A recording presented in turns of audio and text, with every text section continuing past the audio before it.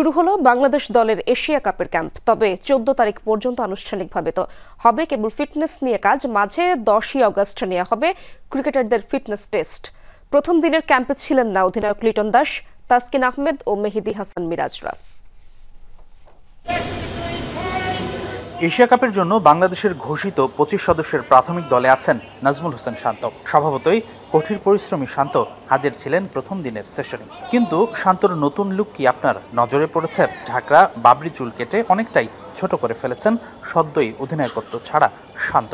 কথাটা রূপক অর্থে হলেও নিশ্চিতভাবেই বলা যায় বাবরির মতোই সাম্প্রতিক সময়ের গ্লানি, সমালোচনা আর অপূর্ণতাগুলো ঝেড়ে ফেলে নতুন এক শুরুর অপেক্ষায় এই ব্যাটার। মিরপুরের হোম অফ ক্রিকেটে সকাল 8টায় শুরু হয় ফিটনেস ক্যাম্প। যথারীতি ওয়ার্ম আপ দিয়ে শুরু হয়েছে কার্যক্রম। তবে এদিন মূল কাজ ছিল ক্রিকেটারদের 1600 মিটার রানিং, অর্থাৎ প্রায় 1.5 কিলোমিটারেরও বেশি কিছু পথ।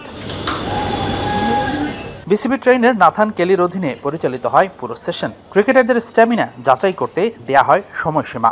6 মিনিটের মধ্যে দৌড় শেষ করতে পারলে ফিটনেস ধরা হবে A+ ক্যাটাগরির, অর্থাৎ খুবই ভালো। 6 মিনিট 20 সেকেন্ডে শেষ করতে পারলে মান ভালো, আর 6 মিনিট 40 সেকেন্ডের মধ্যে রান আপ কমপ্লিট করতে পারলে পাস মার্ক দেয়া হবে। তবে এর উপরে গেলেই সেটাকে ধরা হবে ফেল।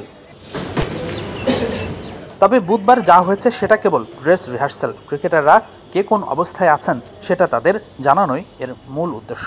আগামী 10 আগস্ট আনুষ্ঠানিকভাবে ক্রিকেটারদের ফিটনেস টেস্ট নেবে বিসিবি।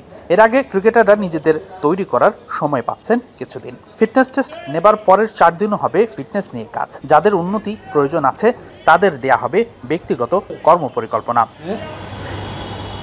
বুধবার শর্ট রানও হয়েছে, যার মূল উদ্দেশ্য ছিল গতি যাচাই। মাঠের কাজ শেষে ক্রিকেটাররা অংশ নিয়েছেন জিম সেশনেও। 14 তারিখ পর্যন্ত আনুষ্ঠানিকভাবে কেবল ফিটনেস নিয়ে কাজ করবে জাতীয় দল। তবে কেউ চাইলে ব্যক্তি উদ্যোগে স্কিল ট্রেনিং করতেই পারেন, কিন্তু আনুষ্ঠানিকভাবে ব্যাটিং বোলিং এর অনুশীলন শুরু 15 আগস্ট। প্রথম দিনের সেশনে অনুপস্থিত থাকা ক্রিকেটারদের মধ্যে ছিলেন অধিনায়ক লিটন দাস, মেহেদী হাসান মিরাজ, তাসকিন আহমেদ ও তাওহিদ হৃদয়। আর নুরুল হাসান সোহান, হাসান মাহমুদের মতো যারা এ দল ও জাতীয় দল দুই জায়গাতেই আছেন, তারা অনুশীলন করেছেন এ দলের হয়ে। হাসিনুর রহমান, যমুনা স্পোর্টস, ঢাকা।